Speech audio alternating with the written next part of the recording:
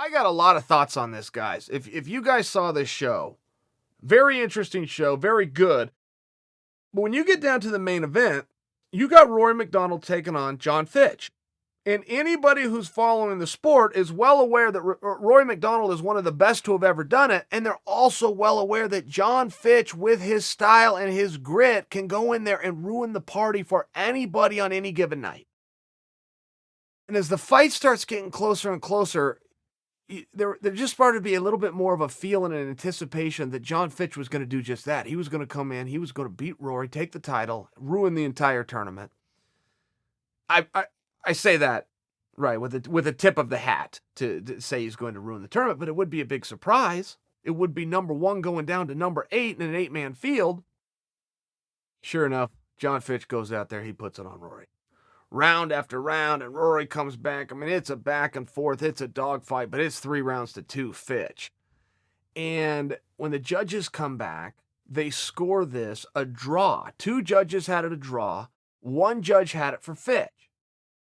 Okay, fine. That's not what you want in this sport. There's a reason there's 3 judges and that there's 5 rounds or 3 rounds in a non-title fight to make it less possible, less obvious to ever run into a draw, but this is what happened. So because 2 have it a draw and 1 has it for Fitch, it goes to a majority draw. Now, I think that rule quite possibly needs review. It would just seem to me, if of the 3 judges, 2 of them basically throw their hands up and say, we have no conclusion. I can't give it to this guy or this guy, so I'm going to give it a mythical name, of which is draw. But 1 judge did have a decision, which was the name of one of the participants in the actual contest. It seems to me there may be a conversation there that you throw out the 2 draws and you go with the 1 guy who did his job that night. I don't know how bullish I am on that statement, but I do think that maybe there's a conversation for that. A majority draw seems a little bit weird. And in this particular case, it had even other ramifications, which is who moves forward in the tournament. And because Rory was not beaten, then Rory retains his championship. I agree with that. And Rory moves on. I agree with that too. I just think possibly there's a discussion there. And I was really wondering, how do they get to this decision? Now, I need to preface what I'm about to say by telling you guys, I'm not certain this is accurate.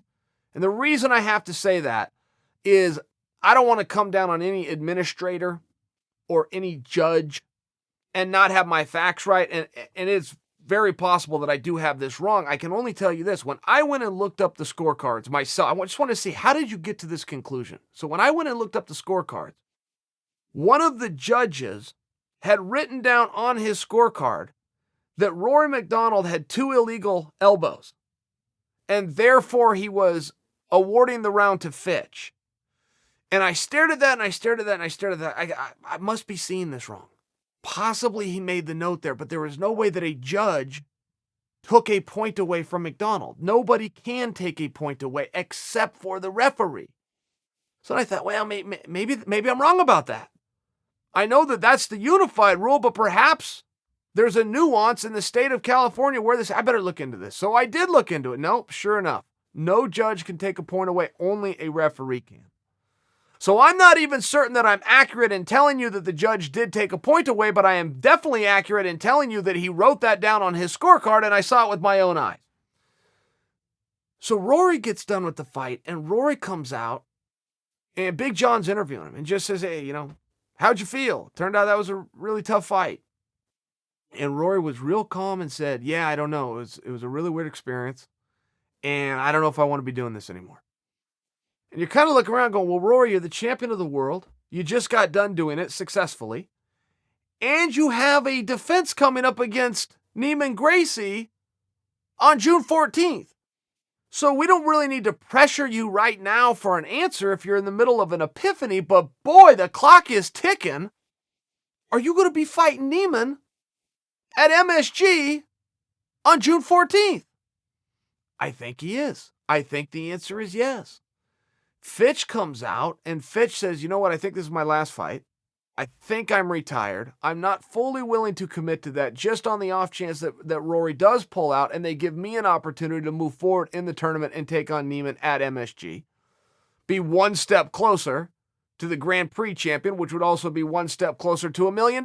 So essentially, we saw some really great fights, but we definitely opened the door to some drama and some dialogue moving forward, and these guys are going to have to get this figured out.